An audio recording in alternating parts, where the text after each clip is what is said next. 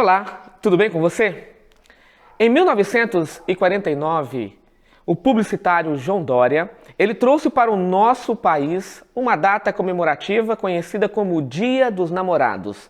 Essa data passou a ser celebrada em nosso país no dia 12 de junho de 1949. Ele colocou neste dia por causa do Dia do Santo Casamenteiro, que acontece no dia 13 de junho. Por isso a data, então, é comemorada no dia 12 de junho.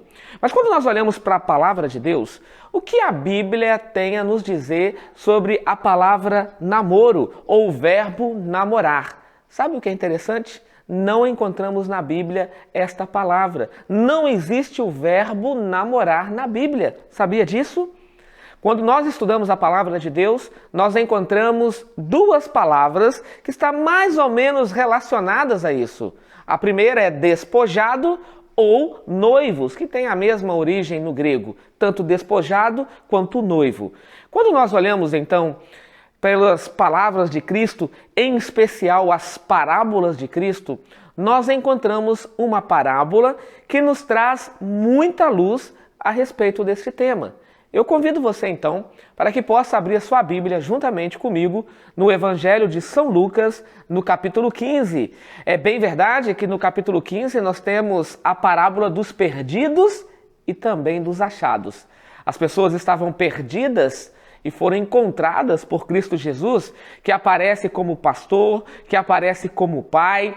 A parábola vem trabalhando justamente com isso, a parábola dos perdidos. Mas eu não posso esquecer que a Bíblia, ela tem uma mente oriental. E quando você estuda um pouco mais, uma maneira mais aprofundada a palavra de Deus, buscando conhecer a sua geografia, buscando conhecer a sua língua materna, você encontra cultura, você encontra costumes diferenciados de nós que somos ocidentais.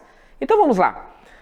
Lucas, capítulo 15, a partir do verso 8, é a parábola da dracma perdida. O texto diz assim: Ou qual é a mulher que, tendo 10 dracmas, se perder uma, não acende a candeia, varre a casa e a procura até encontrá-la? E tendo-a achado, reúne as amigas e vizinhas, dizendo: Alegrai-vos comigo, porque achei a dracma que eu tinha perdido. Eu vos afirmo que, de igual modo, há júbilo diante dos anjos de Deus por um pecador que se arrepende. Pastor Patrick, eu não entendi nada. O que tem a ver esta parábola com o Dia dos Namorados? O que tem a ver esta parábola com o noivado? Me explica melhor esse texto aí, pastor. Vamos lá, então? Lembra que eu disse para você que eu tenho que colocar a minha mente lá no Oriente Médio, lá nos costumes da época de Cristo e até mesmo antes de Cristo nascer. O antigo Israel, ele tinha uma maneira totalmente diferenciada da nossa de trabalhar com o casamento. Olha só, de acordo com Gênesis capítulo 1, e esse é o passo a passo seguido por eles. O passo a passo seguido por eles é da seguinte forma: quando Deus elabora o plano da criação, a primeira coisa que ele cria é o lar. A primeira coisa que Deus então vai criar antes de qualquer coisa é a casa. E sabe por quê? Porque quem casa quer casa. Então a primeira coisa que Deus constrói é a casa, e ele chama essa casa de Éden. E o nome Éden significa paraíso. Deus está dizendo para mim, para você, que a minha casa e a sua casa precisa ser um paraíso, um Éden. Então a primeira coisa que Deus cria, a casa.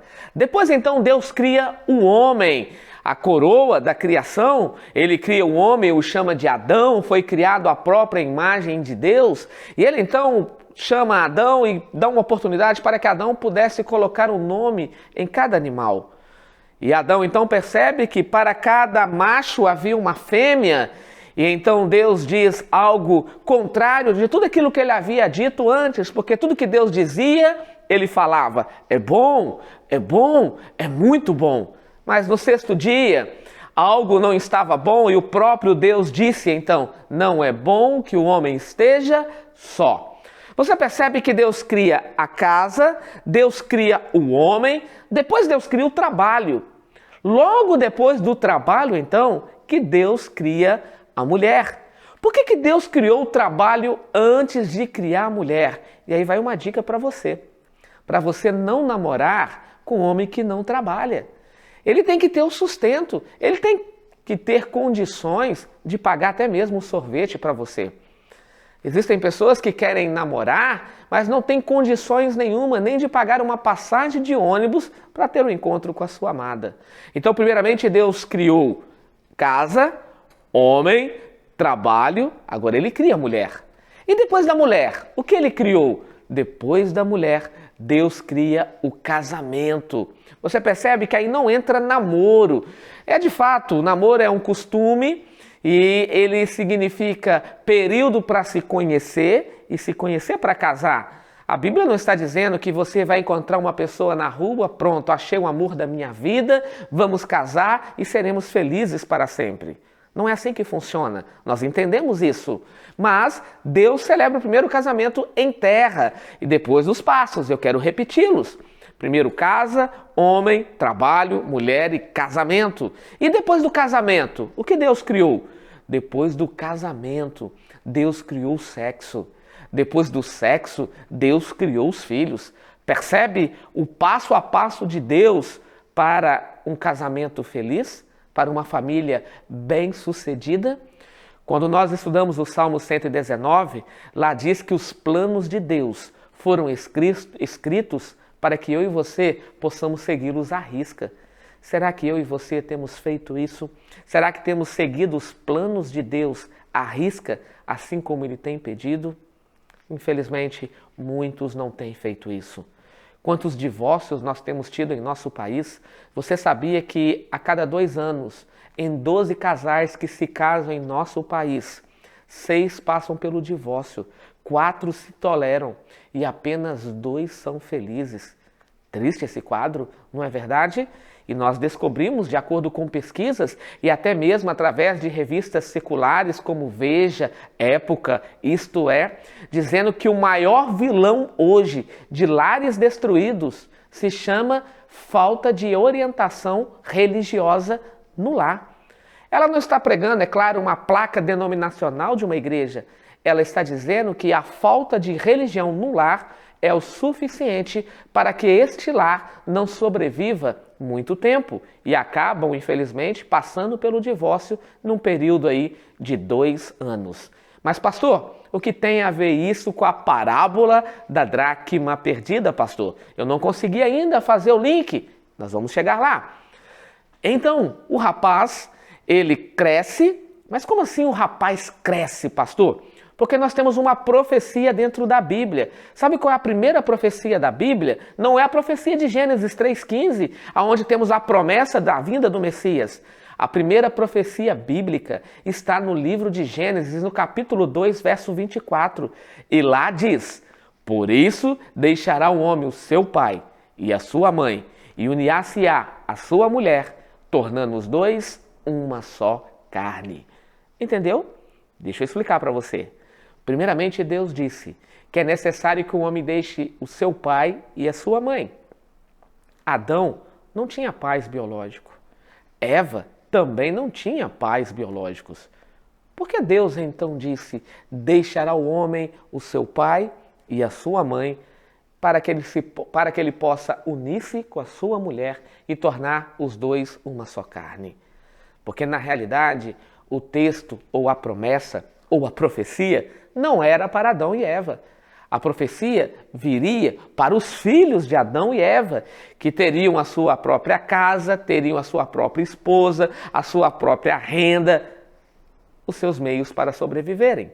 Percebe? Então, o primeiro deixar que a Bíblia apresenta, por isso deixará o homem o seu pai e a sua mãe, é o deixar geográfico. Deus está dizendo para você e para mim, é claro, que nunca foi objetivo de Deus que o casal se case e venha morar com o pai e com a mãe. Lembra-se, quem casa, quer casa. Então Deus também criou o trabalho, por quê? Para que o homem tenha condições de manter este lar.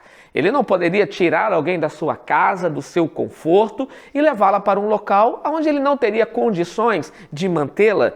E hoje, infelizmente, acontece muito isso. Ah, vamos namorar, vamos casar, vamos morar onde? Não sei, a gente mora com seu pai, ou mora com o seu, vamos ver o que a gente faz. Não é bem assim que a palavra de Deus nos diz. Então, o primeiro deixar é geográfico. E o segundo deixar, pastor? O segundo deixar é financeiro. Não é objetivo de Deus também que o casal se case e venha a ser sustentado pelos pais, ou da esposa, ou do esposo. Lembra que Deus cria o trabalho? Um outro detalhe é o deixar emocional. O deixar emocional, a Bíblia está dizendo, para mim e para você, que os meus problemas devem ser resolvidos com a minha esposa. E os problemas dela devem ser resolvidos comigo. E não é bom terceirizar isso, amigo. Sabe por quê? Sabe um ditado bem grotesco e secular aí de fora? Que diz assim que marido e mulher, ninguém coloca a colher? É bem verdade isso.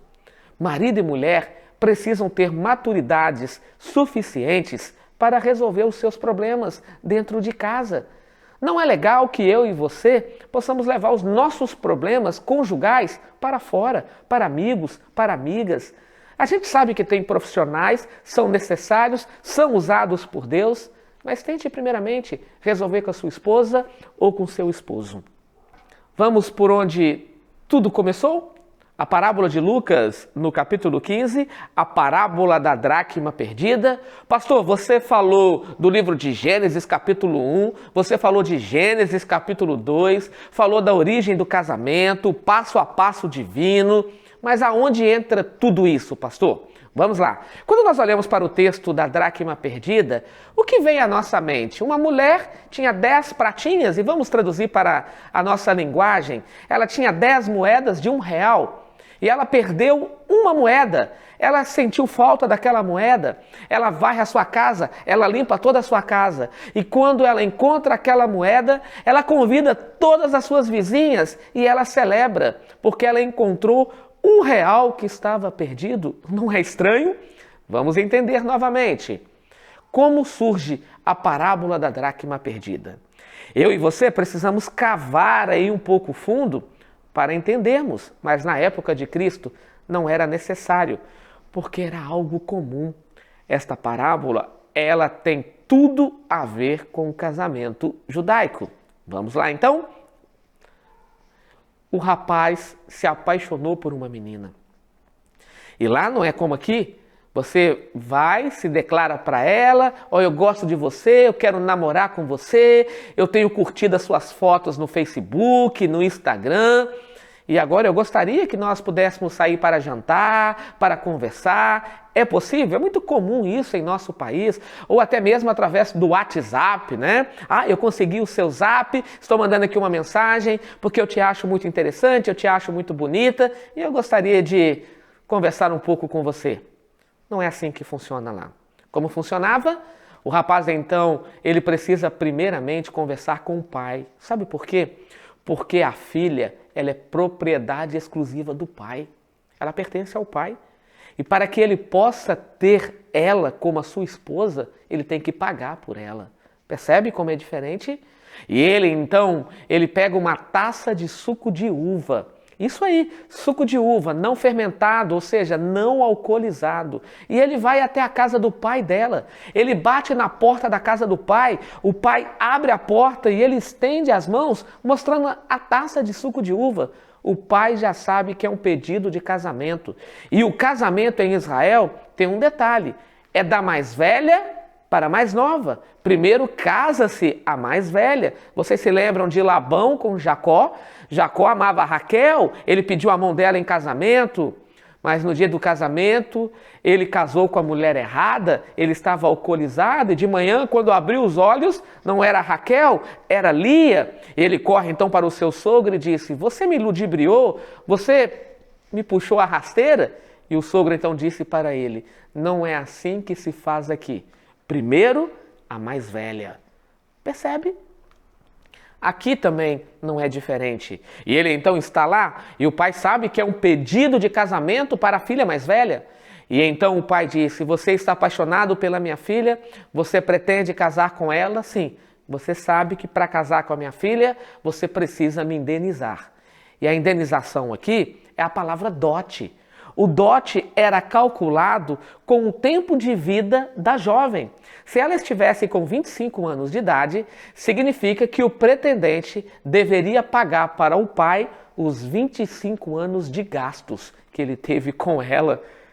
Eu tenho uma filha, e se você tem a intenção de namorar com ela, pega a visão aí, tá bom? Então, esse rapaz, ele disse, eu estou apaixonado por ela, eu quero me casar com ela, e eu posso pagar agora 50% do dote, ok? Eles fazem então um documento, o jovem assina, ele entrega os 50% então agora na mão do seu sogro, mas agora ele precisa convencer a esposa, ou seja, a futura esposa. E ele então vai até ela com uma taça de suco de uva em mãos. Ela não fica sozinha com ele, ela está na presença da mãe e agora o pai chega também. E ele coloca a taça de suco de uva nas mãos dela. Se ela derramar o suco de uva, ela está dizendo que não tem interesse. Mas se ela tomar o suco, a partir daquele momento, estão noivos. E pode acreditar, o noivado só é terminado com uma carta de divórcio. E se ele tentar relacionar com uma outra pessoa, ele é considerado como adúltero, ou ela, porque violou um voto matrimonial. Percebe a seriedade? Lembram de Maria e José? O texto diz que o anjo Gabriel apareceu para Maria e disse que ela seria mãe. E ela disse, como é possível? Eu não tenho marido? Mas o texto diz que ela já estava com José. Mas lembra da expressão despojado?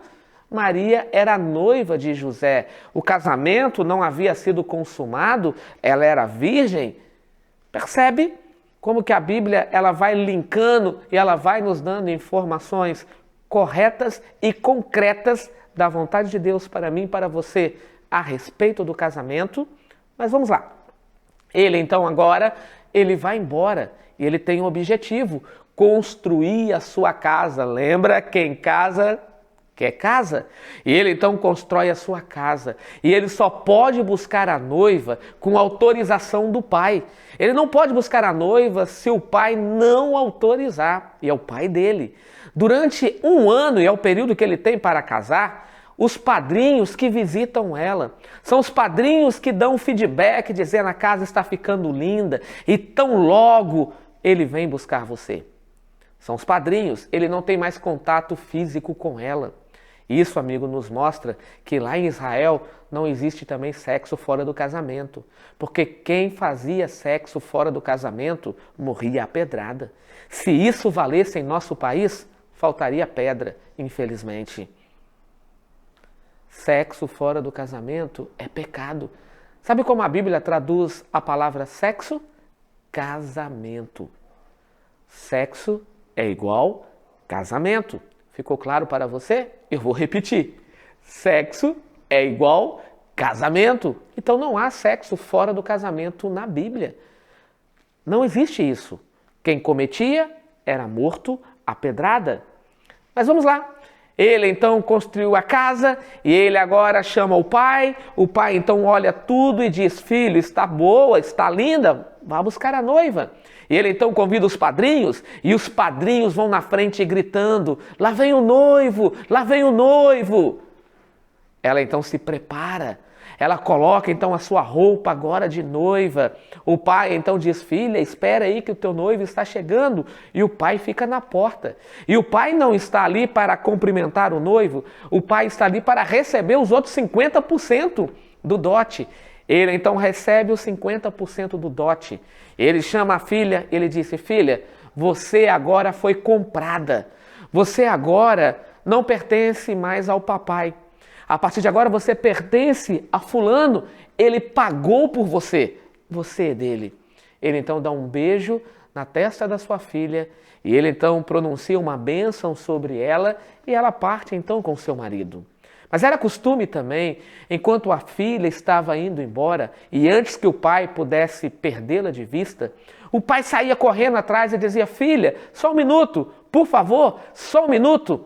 E a filha olha para trás e o pai então daquele dote, ele pega 10 dracmas, 10 moedas e ele coloca na mão da filha.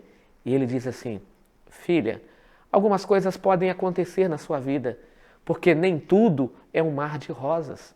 Não pense você que felicidade é algo real de todos os dias.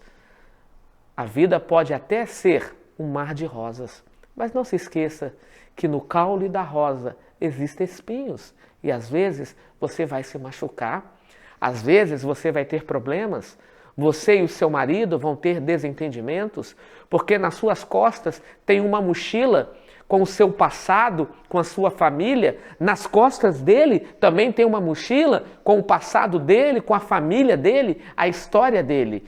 E agora 2 mundos vão ficar dentro de um, porque as 2 carnes tornaram-se uma carne apenas.